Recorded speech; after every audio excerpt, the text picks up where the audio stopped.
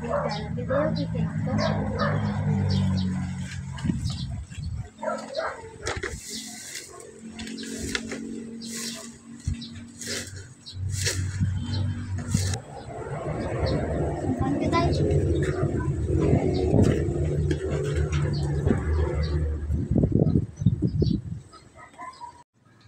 Magbuktaw ka sa mga mano ka? Eskwela. Lagaw or kwarta? Kwarta. Bayo or pagkaon? Pagkaon. Di ka gusto masakay? Haslakyan or sarplano? Plano. A few moments later.